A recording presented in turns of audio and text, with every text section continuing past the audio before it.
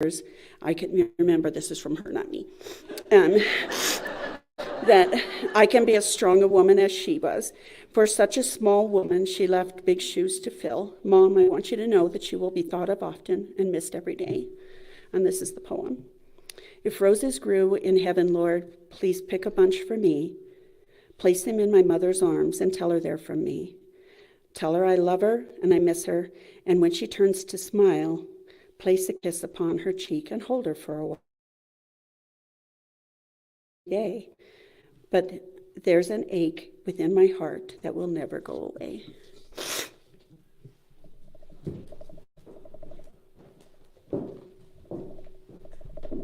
Thank you, Christy.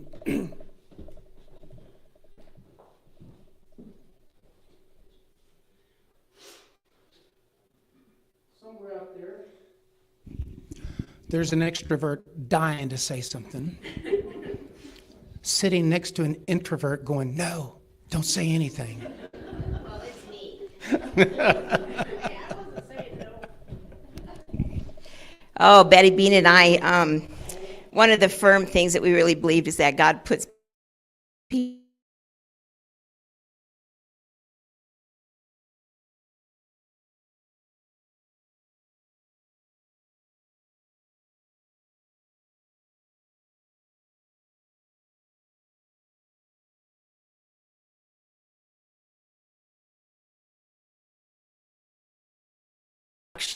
truck that was doing something. So we finally got, because it's a court and you got to drive all over it. Okay, so we get there, and I'm assuring my son that everything is going to be okay. We get there, and I knock, and she goes, oh, thank God you're here. And she didn't even know we were coming. So I'm like going, what? And she goes, there's a monster in the basement. There's a monster in the basement. And so I said, and Levon said, I know where it came from. And so, and it was the noise that was coming out of the basement was, I mean, terrible sounds, you know. And I go, don't worry about it. And then so I'll go check it out. You know, I said, we saw this sewer truck, and I'm pretty sure it's hooked onto it. So we come, and I'm like 2 steps down, and she's behind me, and I go, what in the hell are you doing?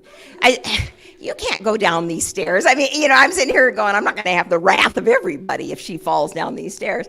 And so I said, she goes, I am too, you know. And so I said, well, hang on. So here we go, the 3 of us down to meet this monster.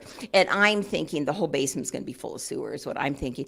And it was nothing at all. I mean, it was just sound coming out of the drain. And oh, thank God, I thought it was a monster.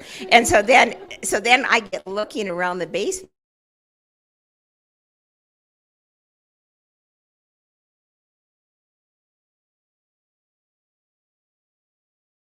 I turn around and she shimmied, and so then I started shimmying, because you know we're alike, you know, so we're shimmying, and then my son goes, what are you doing? And we both the exact same time said, we're shimmying. And then we looked at each other and said, Jinx, you owe me a Coke. And so I mean, it was just, we had so much fun, and we looked at each other, and she said, what is life if you can't shimmy?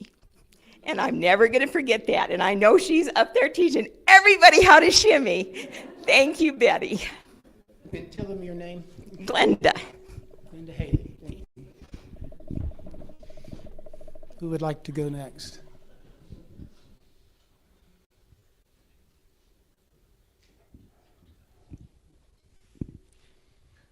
Wanda?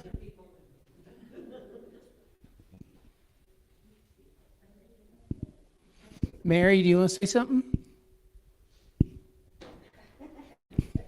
I probably knew Betty the least of everybody here belongs to this church.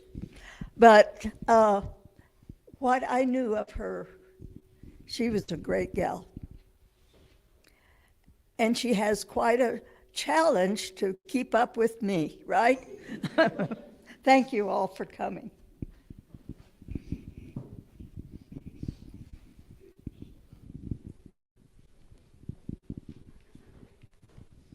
I was hoping Stephen would say something. Yeah. I got the eye, so it's that Betty Bean eye that the next generation has. So, Betty Bean, I've known for maybe 4 months, I think, since she's come on to service with hospice. I was her chaplain. I was blessed to spend a lot of time with her. And we have a lot of difficult patients, and Betty was not one of them. From my first meeting with her, I was like, we're gonna be best friends. And our first meeting, she talked about her boobs.